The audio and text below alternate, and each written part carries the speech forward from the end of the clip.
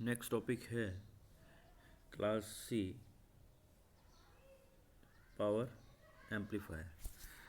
तो class C power amplifier से पहले हमने क्लास ए पढ़ा, क्लास बी पढ़ा, class B push pull power amplifier पढ़ा और थोड़ी बहुत चर्चा class A push pull power amplifier की भी की थी। तो इन सब से जो रिज़ल्ट निकल के आते थे वो ये थे कि जैसे जैसे हम हायर क्लास की तरफ जाते हैं, क्लास ए से क्लास बी या क्लास बी से क्लास बी पुश पुल, तो वैसे वैसे एफिशिएंसी बढ़ती है। एफिशिएंसी का मतलब होता है कि वो पावर एम्पलीफायर उतना ही अच्छे से आउटपुट में डीसी पावर को एसी पावर में एज पर सिग्नल जो है वो कन्वर्ट करता है। तो एफिशिएंसी ज़्यादा है, इसका मतलब ये हुआ कि आउटपुट में जो पावर मिल रही है हमें वो ज़्यादा मिलेगी। ठीक है। अब उसके बाद में हम एक जो क्लास सी पावर एम्पलीफायर है उसकी बात करते हैं। तो class C power amplifier basically use आता है हाई फ्रिक्वेंसी एप्लीकेशंस में। तो इसलिए इसका एक लिमिटेड यूज़ है और वो ये कि इसका केवल और केवल रेडियो स्टेशन जहाँ पर होते हैं, जहाँ पर एफएम सिग्नल का ट्रांसमिशन या ब्रॉडकास्टिंग होते हैं, वहाँ पर इस प्रकार की पावर एम्पलीफायर का यूज़ आता है। In general class B push pull power amplifier से हमारा काम चल जाता है, जिसके आपने एफिशिएंसी देखी थी नियरली 78-79% के आसपास थी। क्लास सी पावर एम्पलीफायर की जो एफिशिएंसी है वो लगभग 90% के अबव और कुछ केसेस में ये 100% के नियर भी पहुंच जाती है। तो उसका कारण ये है कि केवल हमें एफिशिएंसी अगर देखनी है तो हमारा जो सिग्नल है वो डिस्टॉर्टेड हो जाता है। तो एफिशिएंसी बढ़ाने के चक्कर में इसमें क्या है कि सिग्नल में डिस्टॉर्शन खूब मिलते हैं, इसलिए इसका जनरली यूज़ नहीं होता है। क्योंकि आपने देखा होगा कि मैंने जब आपको बताया था कि ये इनपुट सिग्नल जब हम लगाते हैं तो आउटपुट आपको जो मिलता है यहाँ पर वो कैसा मिलता है, डिस्टॉर्टेड। अगर कंडक्टिविटी या यूँ कहें कि जो ट्रांजिस्टर आपका वो 180 डिग्री एंगल से भी कम एंगल पर कंडक्ट करें तो आपको आउटपुट में जो डिस्टॉर्शन मिलेंगे वो मैक्सिमम मिलेंगे। तो यहाँ आप देख सकते हैं कि आपका ओरिजिनल सिग्नल तो ये है और आपको जो आउटपुट में मिल रहे हैं सिग्नल उसमें देखो छोटे छोटे से पीक्स मिल रहे हैं, पल्सेस मिल रही है ना। तो ये पल्सेस जो है ये एक तरह से कह सकते हैं कि डिस्टॉर्टेड है, ये आपका डिस्टॉर्टेड सिग्नल है। और जब सिग्नल डिस्टॉर्टेड होगा तो इसलिए आउटपुट में आपको एफिशिएंसी जो है वो लगभग 100% के अराउंड मिलेगी। अब मैंने आपको कॉन्सेप्ट बताया था कि अगर एफिशिएंसी बढ़ानी है तो डिस्टॉर्शन रहेगा, है ना। हार्मोनिक डिस्टॉर्शन भी मैंने इसमें आपको बताया था।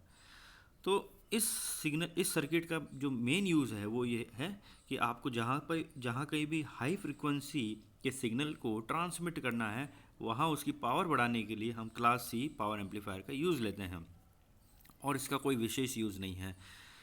तो सर्किट आपके सामने है, इसके अंदर आपको ये एक ट्रांजिस्टर दे रखा है।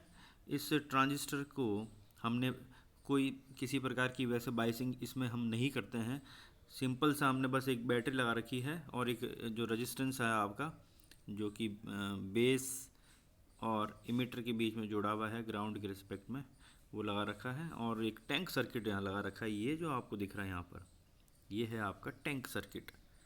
टैंक सर्किट जो होता है वो केवल हाई फ्रिक्वेंसी पे काम करता है, क्योंकि आपको पता है कि जो टैंक सर्किट होते हैं उसकी जो फ्रीक्वेंसी होती है वो मेगा हर्ट्ज की फ्रीक्वेंसी की रेंज की लगभग होती है। अगर आप सी और एल की वैल्यू को एडजस्ट करें तो इसकी फ्रीक्वेंसी का जो फॉर्मूला है वो आप देखें तो टैंक सर्किट की फ्रीक्वेंसी का फॉर्मूला क्या होता है, वो होता है F equal to 1/2 root L C. ठीक है।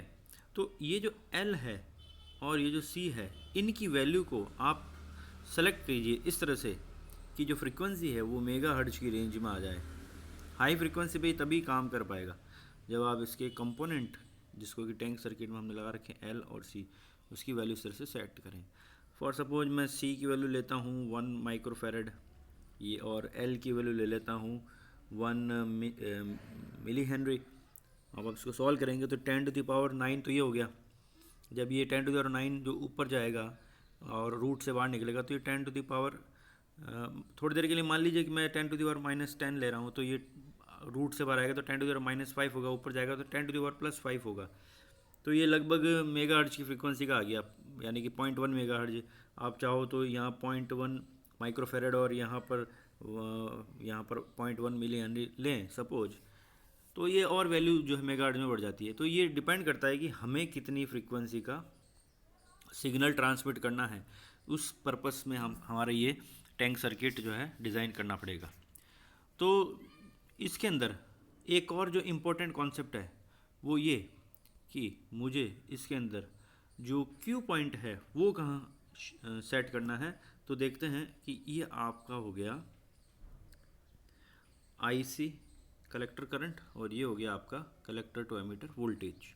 और आपका जो ग्राफ होता है वो आपने देखा होगा इस तरह से, ये आपका कट ऑफ रीजन हो गया, ये आपका सैचुरेशन रीजन हो गया ये वाला, और ये आपका बीच वाला जो एक्टिव रीजन हो गया।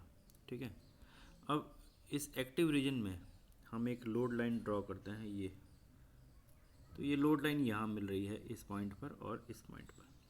हमने देखा था कि क्लास ए के अंदर हम क्यू पॉइंट को यहाँ लेते हैं, क्लास बी को हम पॉइंट, क्लास बी जो था ये आपका क्लास ए हो गया, ये आपका क्लास बी है, क्लास बी में क्यू पॉइंट आपका यहाँ आएगा।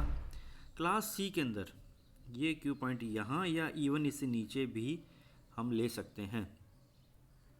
ठीक है, तो क्लास सी जो होगा उसका क्यू पॉइंट अगर मैं देखूं तो वो कहाँ पर आएगा, इस रीजन में आएगा।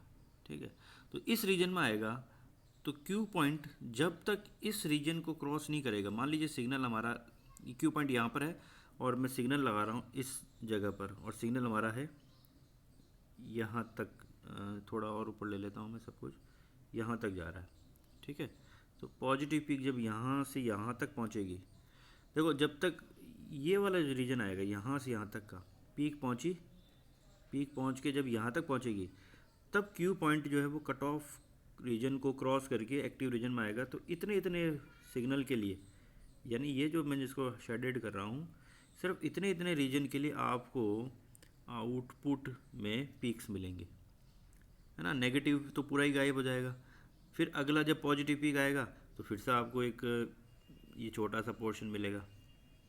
तो एक दो ऐसे आपको कुल मिला के आउटपुट मिलेंगे। तो ये इस प्रकार का आउटपुट बनेगा जो मैंने यहाँ पर शो कर रखा है, ये आपका आउटपुट हो जाएगा।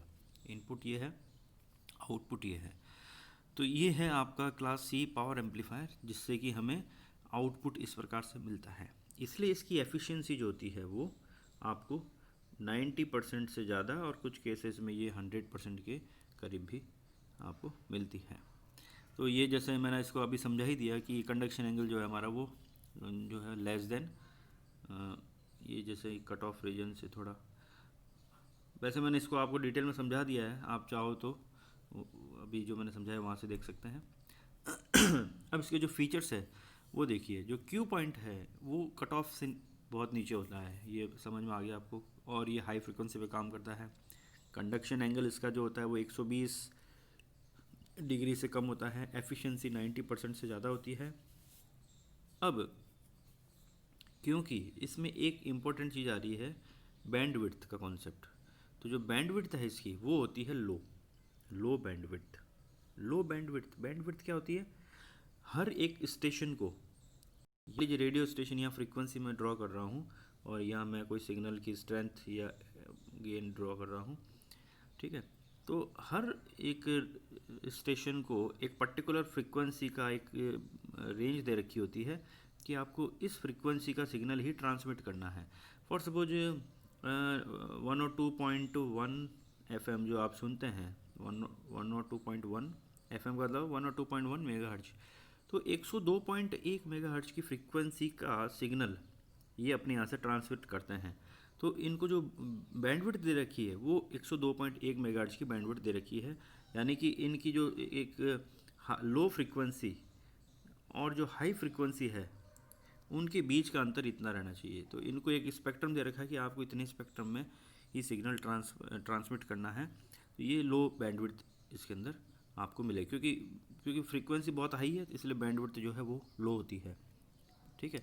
तो इसलिए जो ये ट्यून्ड एम्पलीफायर है उसके अंदर इसका यूज़ है। इसका क्लास सी पावर एम्पलीफायर का दूसरा नाम हम ट्यून्ड एम्पलीफायर भी कह सकते हैं। इसकी बैंडविड्थ कम होती है। छठा पॉइंट जो है वो इम्पोर्टेंट है, हैवी डिस्टॉर्शन, क्योंकि मैंने कहा ना डिस्टॉर्शन अगर ज़्यादा होगा तो एफिशिएंसी बढ़ेगी। तो यहाँ एफिशिएंसी 90% से ज़्यादा है तो डिस्टॉर्शन हैवीली होगा। और ये आपने देखा होगा कि क्यू पॉइंट जो है वो कट ऑफ रीजन से भी नीचे रहता है, इसलिए डिस्टॉर्शन मिलेगा। इसलिए ये ऑडियो एम्पलीफायर के लिए सूटेबल नहीं है। तो ये किसके लिए सूटेबल है ये भी मैंने बताया कि हाई फ्रिक्वेंसी एफएम सिग्नल को ट्रांसमिट करना है तो वहाँ पर इस प्रकार के एम्पलीफायर का यूज़ आता है।